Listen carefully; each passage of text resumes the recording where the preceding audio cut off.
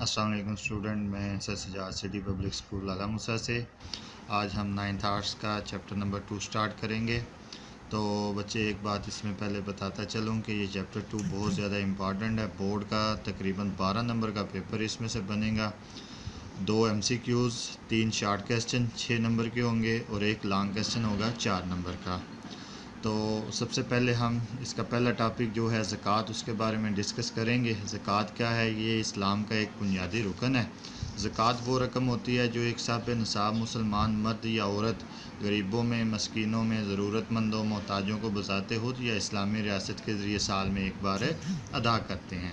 लफ्ज़ इसमें एक आया है कि साहब निसाब। ये तारीफ़ बहुत ज़्यादा इंपॉर्टेंट है। साहब निसाब क्या होता है? वो मुसलमान मर्द या औरत जो अपने पास 7.5 तोले सोना, यानी इसका वज़न बनता है 86.142 ग्राम, या 52.5 तोले चांदी जिसका वज़न बनता है 603 ग्राम, ठीक है, ये या इसके बराबर पूरा साल उसके पास रुपया या पैसा हो तो वो शख्स साहब निसाब कहलाता है और उस पर ज़कात देना जो सा वो फ़र्ज़ हो जाता है। ठीक है। अब इसी तरह ज़कात किस तरह अदा की जाती है, उसकी क्या शरह है? तो शरह ज़कात होती है 2.5%, यानी टोटल जो कुल जायदाद है, कुल सामान है, उसका 2.5% या सामान का जो सा वो 40वां हिस्सा होता है।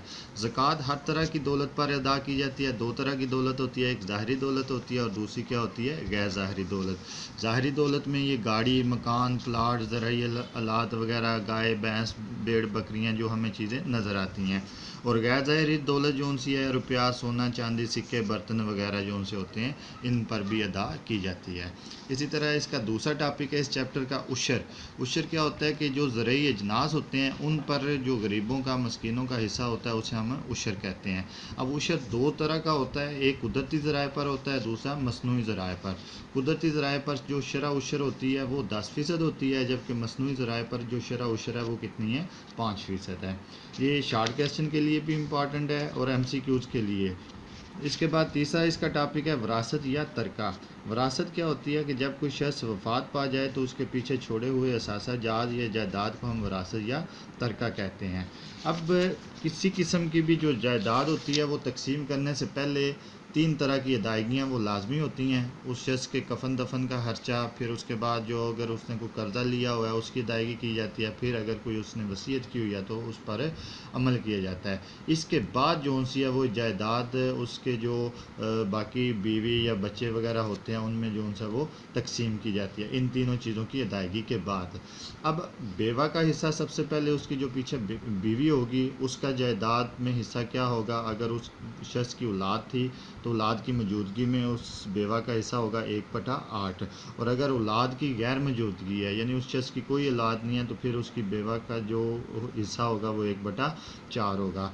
इसी तरह अगर उसका कोई एक बेटा है तो जितने भी बेटे होंगे हर एक बेटे को 2 गुना जो सा उसकी जायदाद का हिस्सा मिलेगा, और उसकी जो बेटी होगी उसको, जितनी भी बेटियां होंगी और हर एक बेटी को उस जायदाद का 1 गुना जो सा वो हिस्सा अदा किया जाएगा। तो ये बच्चे तकरीबन इसमें MCQs और शॉर्ट क्वेश्चन जो उनसे थे वो बन सकते थे, वो मैंने आपको बता दिया। आपने एक ज़कात की तारीफ़ याद रखनी है, साहब निसाब से क्या मुराद है, ये MCQs के लिए कि 7.5 तोले सोने का जो वज़न है वो कितना होता है, या चांदी का कितना वज़न होता है। इसी तरह शरह ज़कात कितनी है, या सामान का ये कितना हिस्सा होता है, ज़कात किस किस्म की दौलत पर अदा की जाती है, उशर की तारीफ़ याद रखनी है, और इसमें जो 2 ज़राए हैं, कुदरती ज़राए, उसकी शरह क्या होती है और मसनूई ज़राए से शरह क्या होती है। इसी तरह विरासत की तारीफ़, और उसके बाद जो सा ये क्वेश्चन के लिए बेवा का हिस्सा औलाद की मौजूदगी में 1/8 और गैर मौजूदगी में 1/4। इसी तरह बेटे का हिस्सा 2 गुना होगा और हर बेटी का हिस्सा 1 गुना होगा।